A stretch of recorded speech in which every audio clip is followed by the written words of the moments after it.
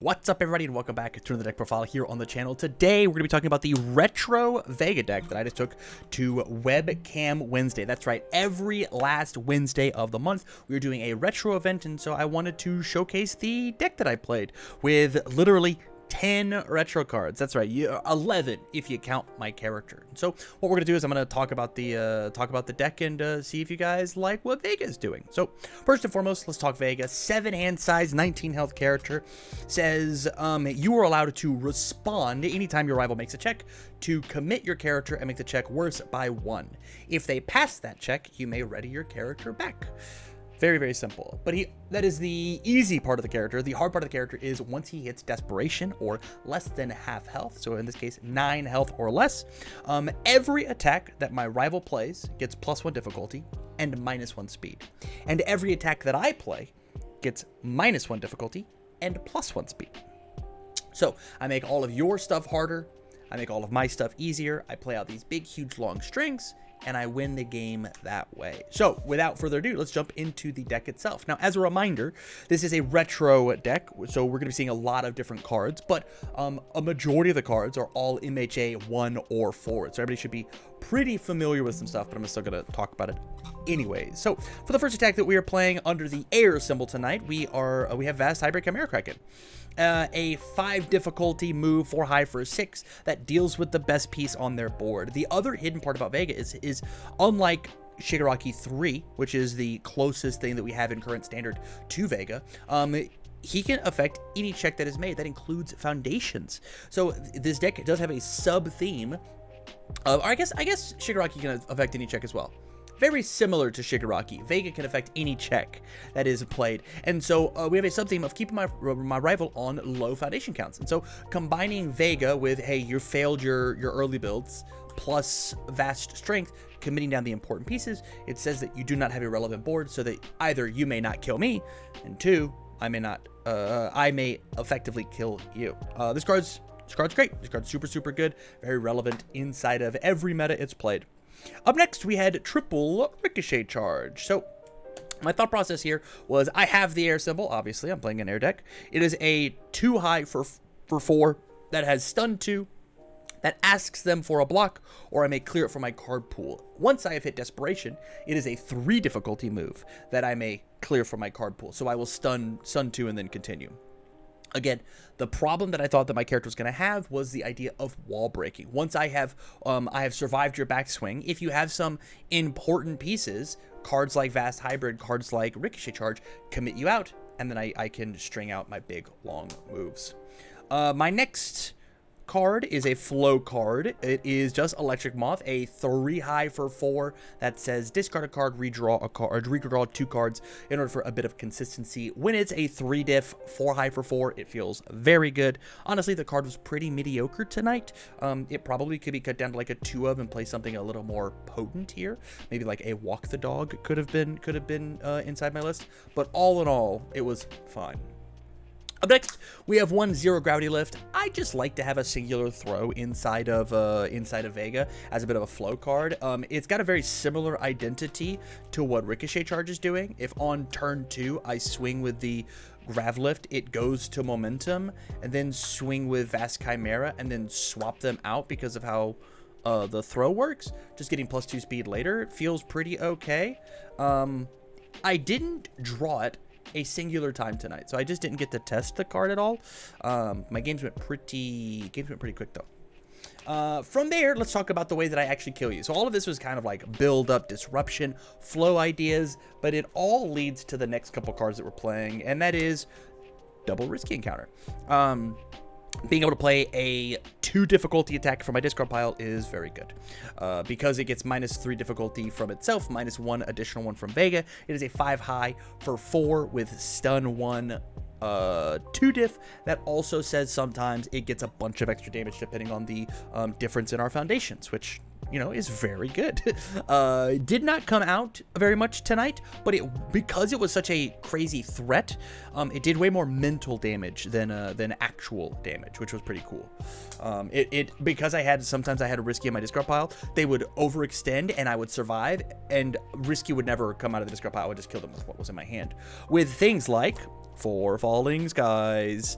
Hey, Falling Skies is a 4 diff, and that's very good. But when Vega makes it a 3 diff, it's very unfair.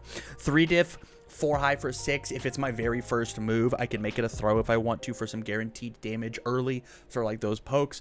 This card is kind of crazy. The other cool thing about this card is it turns itself pseudo safe. Let me double check and make sure that's true. Yeah, it says first enhance, this attack gains throw. No more attacks can be played this turn. That does include for your rival. Your rival is not allowed to play attacks either. So you can even poke with this, and then they can't reversal you in the retro format, which is pretty good. Which is them playing attacks on your turn. And then the last big kill card of the deck is just Home Run Comet. Classic 3 difficulty Home Run Comet, gets an extra speed, so 4 high for 4 with powerful. 5, I believe, was the most that I did tonight, which feels very, very strong. The fact that like this card is a high in order to help you out feels really, really good with the rest of the pieces, and like they're all just like so incredibly cheap.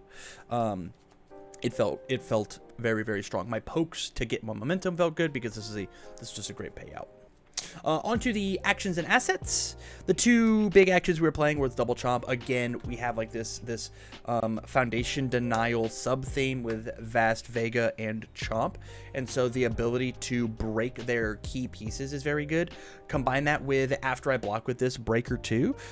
Breaker 2, they have to pass their check. They play their next move. I hack the check again. Feels just very, very good.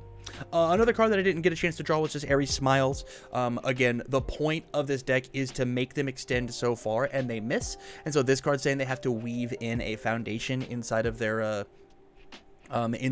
chain is pretty good. The 2 assets that we were playing was just double vertical maneuvering equipment. VME is a good card. Everybody knows that it's a good card. It probably should be banned. If you have not played with this card, go pick it up. It's pretty good. Didn't get a chance to use it very much. I did give a thing +2 damage, and then ended up missing my last check on the move that I needed to kill. And so there's that. But like any amount of like, I never got a chance to spin the momentum to like big chain block things. And then from here, onto our foundations. So normally whenever I do deck profiles, I start with my aggro stuff. Well, today, because the aggro plan is so impactful on just the attacks that we're playing, and the attacks kind of carry their own weight, I actually want to talk about the main thing that this deck does well, and that is just defense. I want to show you the amount of defense that I play, because my entire goal is I want my rival to leave me at 2. I want them to leave me at 2 so that I may play out my hand and then kill them. And so we need a ton of speed hate, hence why this card was so important. We're playing Double Rescue Completed. Commit any foundation for -2 speed. You can also commit a foundation for +2 speed. Feels very good whenever you know that you're going to be blowing up cards for risky encounter. No reason to blow up the ready ones. Let's make them committed. Next, we have our first retro card, and that is the Second Saintly Beast. It says mill 3 cards once per turn. This deck gets +2 or -2 speed. And then it also says Deadlock Enhance, your rival flips a foundation. So if they go to 11, you just press this enhance on every attack, and their entire stage turns over. If you have 2 of them, you just do it twice. Their entire stage turns over. You're just not allowed to go to Deadlock against this card. It's if you care about your board at all. Next is Nice Try, which is commit for -2 speed. Easy enough. Up next is our next retro card, which is Conquest of Terror. A 1/5 2 low block that says either Enhance Flip, this deck gets -2 speed, or Enhance Commit if my opponent is at Desperation. Yeah, I know we want to go to Desperation, but if they're at Desperation, it's +2 speed on my moves, or -4 speed on their moves. So commit for -4 is like incredible, or a little bit of an offensive play. Commit the Conquest for +2. It's very strong. Up next, we've got 4 Release in order to destroy those committed foundations and help us block pass checks. And then my last big defensive piece is Wall Cling. Enhance Flip if this attack is blocked, it deals no damage. Tonight, I wish I honestly had more. I wish I brought a sideboard. My 7-hand size character inside of the retro format explodes to throws, and so explodes to throws, sometimes explodes to partial blocking. I probably should have been playing more of this, or maybe like a couple Mikasa defeats the female titan to like check my block zones. Either way, you need significant throw hate in the retro format. And then my last card, I can't tell if this is really a flow card or a disruption card or a defensive card, but Voices in the Dark, another card that I used it more as like an offensive tool tonight, but it does say Enhanced Flip Foundation, this attack gets -1 damage, which is pretty good when I'm trying to safely go to 9 health. I want to go to 9 and probably stay at 9. Like, that's the goal. I want to be at 9 and be done. Stay there. And so, like, if they've got a 11 damage move, I can flip a foundation, make it only 10, and then take it, go to 9, and feel fine about it, right? Like, every life point matters in a character like this, because you are playing on such a razor's edge of I want to be at half health the entire game, and so like having a little bit of damage reduction is pretty good. It also like stops pesky ideas of like, hey, you're gonna pick up your risky encounters, or hey, you're gonna pick up something from your discard pile that I don't want you to, and so like Voices in the Dark saying flip, shuffle that back, feels pretty okay. Onto the aggro cards, we had triple quick response. Our entire attack package is highs, and I needed that last move to hit, which is, needed. Up next, we've got double skilled swordsmanship. This was just to make my early moves land, give a little bit of extra stats. And it does say your attack with printed difficulty of 4 or less, so even whenever... So it didn't work on, like, Chimera or Risky, but, like, just flip, give my... give any of my moves +2 speed whenever I think that they're going to interact with me is very good. Up next, we had 4 basic trainings: response, speed, damage, or if they go to deadlock, nobody ever did, give it an extra speed. Very good. 0, 5, 2 mid block. Up next, we had 4 fearsome transformation. This card was fine. I actually felt like my deck, it was a little difficult to poke and get this momentum, but whenever I got my momentum, this card felt incredible. There were just some decks that were punishing me for momentum tonight, so this card didn't feel incredible. Probably could be like maybe a 2 of, and it might be okay. But like draw power is just like so good. I don't know. It did not feel incredible tonight, and there might just like be better options for in the future. But this card, hey, glad to have you back. Destined for mainstream success. Enhance, name a foundation, reveal the top card of my deck, put it, name a card type, reveal the top card of my deck. If it's that card type, add it to your hand. It just clears out your attack cards. There were, I think 3 times tonight I cleared an attack, which is pretty good. That's it for the flow. On the disruption, we had one Shibuji's message. Again, Breaker is our friend because Breaker is disruption to help out Vega to make them overcommit so that I may backswing them.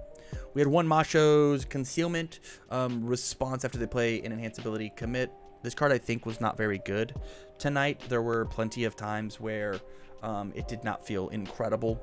Having this card on board, their board just was a little blank, or their power came from their attacks, and so if there was a card that I'd cut, it's probably this one.